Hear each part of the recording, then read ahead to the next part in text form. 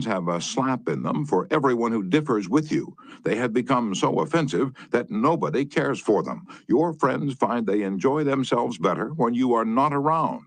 You know so much that no man can tell you anything. Indeed, no man is going to try, for the effort would lead only to discomfort and hard work.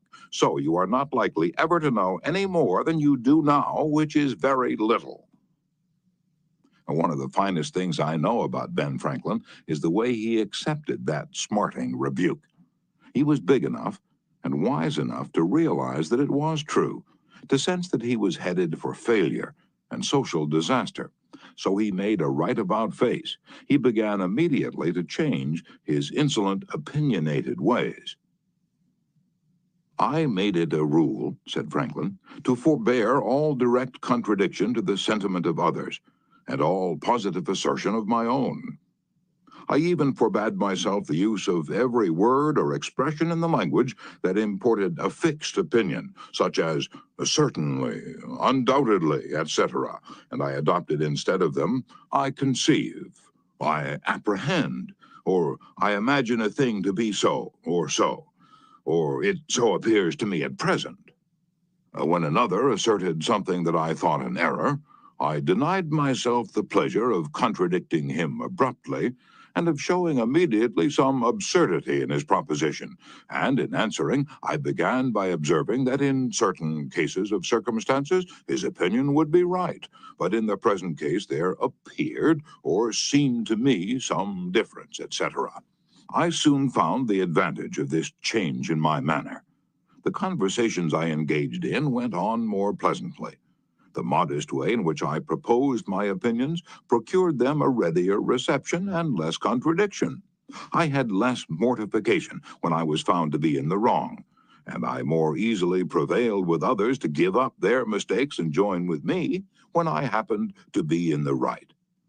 And this mode, which I at first put on with some violence to natural inclination, became at length so easy and so habitual to me that perhaps for these 50 years no one has ever heard a dogmatical expression escape me. And to this habit, after my character of integrity, I think it principally owing that I had earned so much weight with my fellow citizens when I proposed new institutions or alterations in the old, and so much influence in public councils when I became a member. For I was but a bad speaker, never eloquent, subject to much hesitation in my choice of words, hardly correct in language, and yet I generally carried my points. How do Ben Franklin's methods work in business? Let's take two examples. Catherine A. Allred of Kings Mountain, North Carolina, is an industrial engineering supervisor for a yarn processing plant. She told one of our classes how she handled a sensitive problem before and after taking our training. Part of my responsibility, she reported, deals with setting up and maintaining incentive systems and standards for our operators so they can make more money by producing more yarn. The system we were using had worked fine when we had only 2 or 3 different types of yarn, but recently we had expanded our inventory and capabilities to enable us to run more than 12 different varieties. The present system was no longer adequate to pay the operators fairly for the work being performed and give them an incentive to increase production. I had worked up a new system which would enable us to pay the operator by the class of yarn she was running at any one particular time. With my new system in hand, I entered the meeting, determined to prove to the management that my system was the right approach. I told them in detail how they were wrong and showed where they were being unfair and how I had all the answers they needed. To say the least, I failed miserably. I had become so busy defending my position on the new system that I had left them no opening to graciously admit their problems on the old one. The issue was dead. After several sessions of this course, I realized all too well where I had made my mistakes. I called another meeting, and this time I asked where they felt their problems were. We discussed each point, and I asked them their opinion on which was the best way to proceed. With a few low-keyed suggestions at proper intervals, I let them develop my system by themselves. At the end of the meeting, when I actually presented my system, they enthusiastically accepted it. I'm convinced now that nothing good is accomplished and a lot of damage can be done if you tell a person straight out that he or she is wrong. You only succeed in stripping that person of self-dignity and making yourself an unwelcome part of any discussion.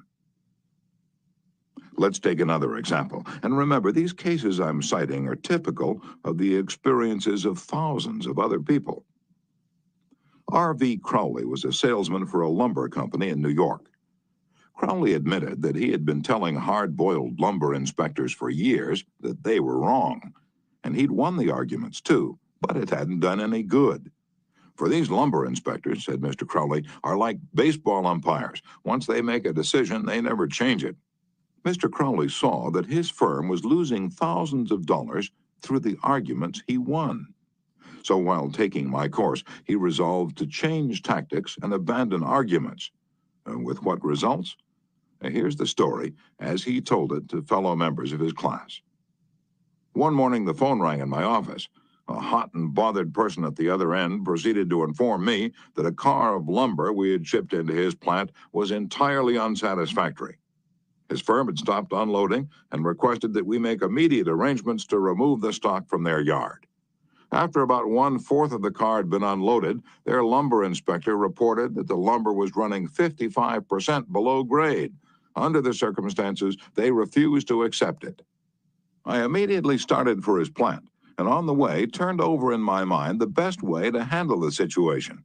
Ordinarily, under such circumstances, I should have quoted grading rules and tried, as a result of my own experience and knowledge as a lumber inspector, to convince the other inspector that the lumber was actually up to grade and that he was misinterpreting the rules in his inspection.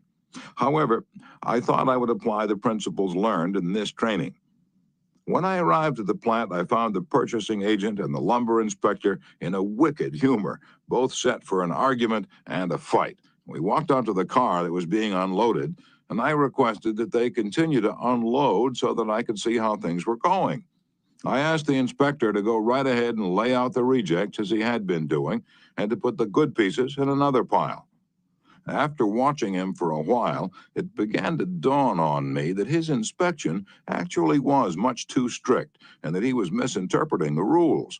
This particular lumber was white pine, and I knew the inspector was thoroughly schooled in hardwoods, but not a competent, experienced inspector on white pine. A white pine happens to be my own strong suit, but did I offer any objection to the way he was grading the lumber? None whatever.